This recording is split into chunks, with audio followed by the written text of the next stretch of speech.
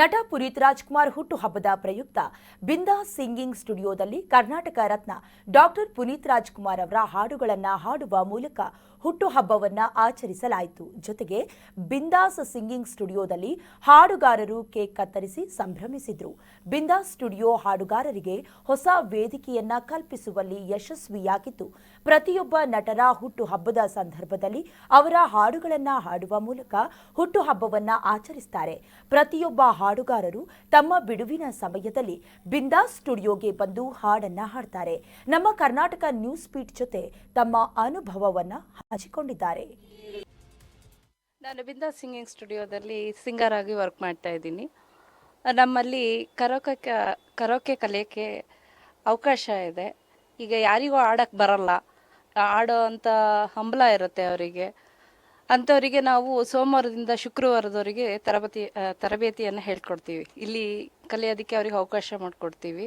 4ರಿಂದ 8 ತನಕ ಇರುತ್ತೆ. ಮತ್ತು ವೀಕೆಂಡಲ್ಲಿ ಅತಿ ಕಡಿಮೆ ದರದಲ್ಲಿ ಅವರಿಗೆ ಸಿಂಗಿಂಗ್ ಈವೆಂಟ್ಗಳನ್ನ ಮಾಡ್ತೀವಿ. ನೀವೇ ನೋಡ್ತಾ ಇದ್ದೀರಾ ಎಷ್ಟು ಜನಗಳು ಬಂದಿದ್ದಾರೆ ಅಂತ. ಹೀಗೆ ನಮ್ಮಲ್ಲಿ ಪ್ರತಿ ವಾರನೂ ಜನಗಳು ಬರ್ತಾರೆ. ಅವ್ರಿಗೆ ಇಷ್ಟವಾದಂಥ ನಾಯಕ ನಟರಾಗಿರ್ಬೋದು, ನಟಿಯರಾಗಿರ್ಬೋದು, ಅವ್ರುಗಳ ಹಾಡುಗಳನ್ನ ಹೇಳಿ ತುಂಬ ಖುಷಿಯಿಂದ ಮನೆಗೆ ಹಿಂದಿರುಗ್ತಾರೆ. ತುಂಬ ಖುಷಿ ಆಗುತ್ತೆ. ಅವರ ಜೊತೆಗೆ ನಾವು ಹಾಡು ಹೇಳ್ಕೊಂಡು ನಾವು ತುಂಬ ಖುಷಿಯಾಗಿದ್ದೀವಿ, ತುಂಬ ಬಿಂದಾಸ್ ಆಗಿದ್ದೀವಿ. ಸ್ಟುಡಿಯೋಲಿ ರೆಗ್ಯುಲರ್ ಆಗಿ ಈ ಬರೀ ನಾವು ಸಿಂಗಿಂಗ್ ಅಲ್ದಿರ ಒಂದು ಕಾಸ್ಗೋಸ್ಕರನೂ ಮಾಡ್ತೀವಿ. ಪ್ರತಿ ವರ್ಷನೂ 2 ಟ್ರಸ್ಟ್ನ ಕರೆದು ಅಂಧ ಮಕ್ಕಳಿಗೆ ಸಹಾಯ ಮಾಡ್ತೀವಿ. ಅಂದರೆ ಗಾಯಕರುಗಳಿಂದ ಇರ್ಬೋದು ಅಥವಾ ನಮ್ಮ ಸ್ಟುಡಿಯೋಯಿಂದ ಇರ್ಬೋದು.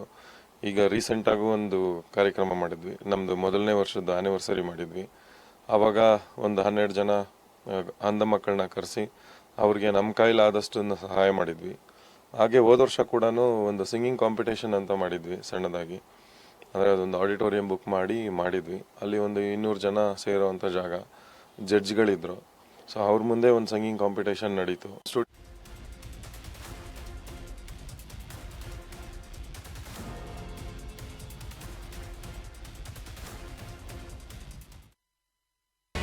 ಕರ್ನಾಟಕ ನ್ಯೂಸ್ ಬೀಟ್ ಫಾಲೋ ಮಾಡಿ, ಸಬ್ಸ್ಕ್ರೈಬ್ ಮಾಡಿ.